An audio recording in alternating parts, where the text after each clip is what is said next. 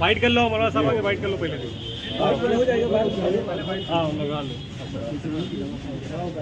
Net खोल के करिएगा, नेट खोल के। हाँ बगैर नेट खोले नहीं होगा, नेट खोल लीजिएगा, डायरेक्ट जीमेल पे जाएगा।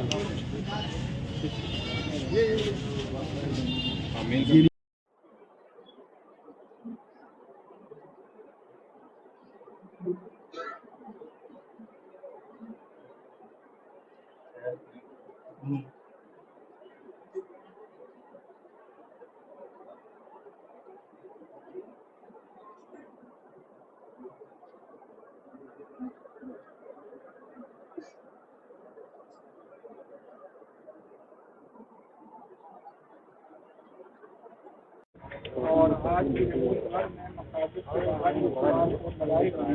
اور آواز کی حقوق کے لیے ہزاروں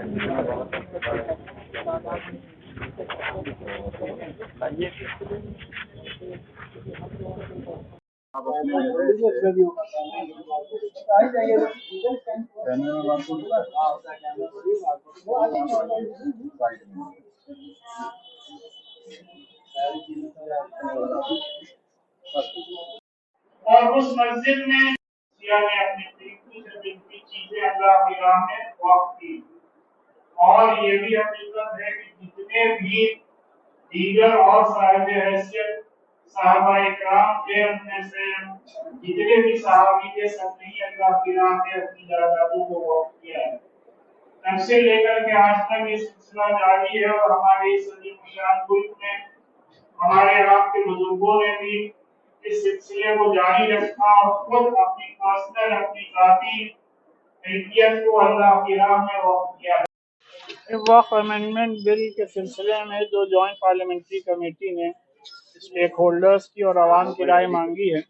تو اس سلسلے میں آل انڈیا مسلم پرسنل لا بورڈ نے عوام کی آسانی کے لیے اور اس کے لیے کہ زیادہ سے زیادہ ہم لوگوں کی رائے جے پی سی تک پہنچے، ایک QR کوڈ جاری کیا ہے، جس کے ذریعے سے عوام کو بہت آسانی ہو رہی ہے اپنی بات وہاں تک پہنچانے کے لیے۔ تو اس سلسلے میں آج پورے ملک بھر میں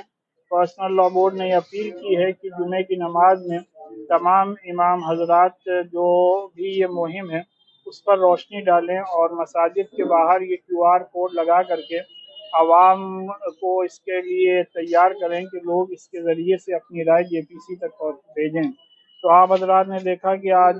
لکھنؤ میں بھی بڑے پیمانے پر لوگ اس پر عمل کر رہے ہیں، اور ہم لوگوں کو امید ہے کہ لاکھوں نہیں بلکہ کروڑوں کی تعداد میں مسلمان اپنی رائے JPC تک بھیجے گا۔ پھر یہ کہاں مطلب پورے ہندوستان میں یہ QR کوڈ اسکین کرایا جا رہا ہے؟ یعنی پرسنل لا بورڈ کی طرف سے جو یہ QR کوڈ جاری کیا گیا ہے، اس مہم کے تحت پورے ملک میں آج جتنی بھی مساجد ہیں ان میں اس پر علماء حضرات تقریریں کر رہے ہیں، اور تمام مساجد کو یہ QR کوڈ بھیجا گیا ہے، اور وہاں سے لوگ نمازی نماز کے بعد اس QR کوڈ کو اسکین کر کے اپنی رائے JPC تک بھیج رہے ہیں۔ لیکن یہ بتایا جا رہا ہے جو یہ QR کوڈ جو اوپن کرتے ہیں تو اس میں جو اسکین ہوتا ہے، جو اس میں لکھ کے آ رہا ہے، وہ مسلم پرسنل لا بورڈ کی طرف سے آ رہا ہے، اپنی رائے کس طریقے سے اس میں دے پائیں گے؟ یہ ظاہر بات ہے، اس میں جو بھی رائے ہے، وہ جو بھی امینڈمنٹس ہو رہے ہیں، وہ ان امینڈمنٹ سے پرسنل لا بورڈ یا کوئی بھی مسلم تنظیم متفق نہیں ہے، کیونکہ یہ جتنے بھی امینڈمنٹس ہیں اس میں خاص کر جو وقف بائی یوزر جو کہ وقف قوانین کی بیک بون ہے، ریڑھ کی ہڈی ہے، اس کو بھی جو ختم کرنے کی بات کہی جا رہی ہے، تو یہ جتنے بھی امینڈمنٹس ہیں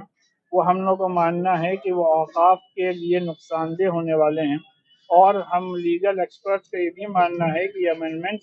کانسٹیٹیوشن کے آرٹیکل 14, 25, 26 اور 29 کے اگینسٹ ہوئے۔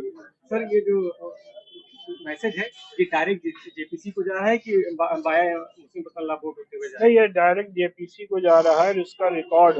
پرسنل لا بورڈ کے پاس بھی رہے گا کہ جس میں کہ کل کو ہم یہ بتا سکیں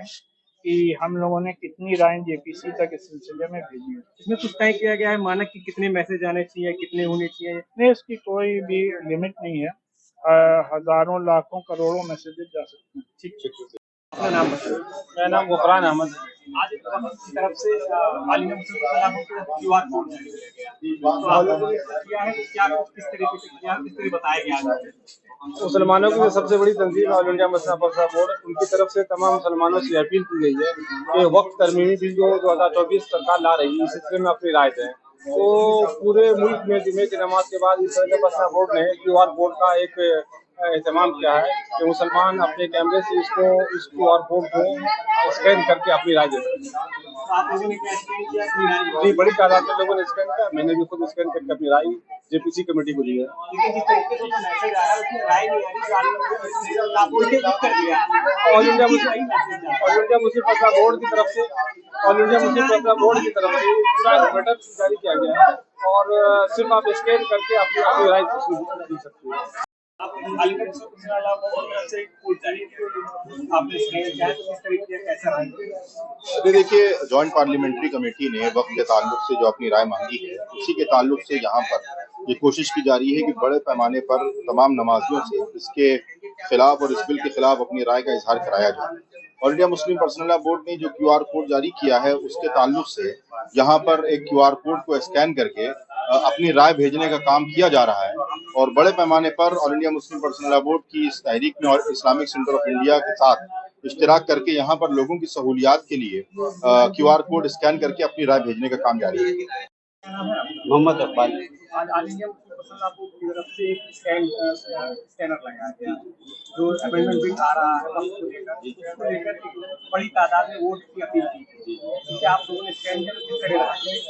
ये all India Muslim personal law board की तरफ से जो अपील की गई है, तो जगह जगह हर मस्जिद के अंदर इसके ऐसे स्कैन लगे हुए हैं और सारे मुसलमान अपनी राय जो है दे रहे हैं और मस्जिदों के अंदर मौलाना के जरिए और इमाम के जरिए बताया गया है कि वक्फ बोर्ड क्या है। तो वक्फ बोर्ड की जो अपनी जगह है वो जगह किसी और की जगह या गवर्नमेंट या किसी की नहीं है, वो वक्फ की जगह मुसलमानों की अपनी जगह है। अक्सर ये होता है कि खानदान के बड़े लोग अपनी जगह वक्फ कर देते हैं कब्रिस्तान के लिए, बहुत से लोग वक्फ कर देते हैं मस्जिद के लिए। तो इस करके जो किसी का कोई वारिसान नहीं होता है वो अपने इंतकाल से पहले वो जगह अपनी जगह वक्फ कर देता है कि अल्लाह के वास्ते हमने वक्फ कर दिए, वहाँ पर जो है चाहे मस्जिद बने या मदारिस बने या कब्रिस्तान के लिए दे दी जाए। तो सारी जगह मुसलमानों की अपनी जगह है, इसमें गवर्नमेंट की कोई जगह नहीं है। तो इसी तरीके जो राय जो है all India Muslim personal law board ने दी है, उसी राय को हम लोग जो JPC को आगे जो फॉरवर्ड की जा रही है और ये अपील की जा रही है जिस तरीके से वक्फ बोर्ड के जो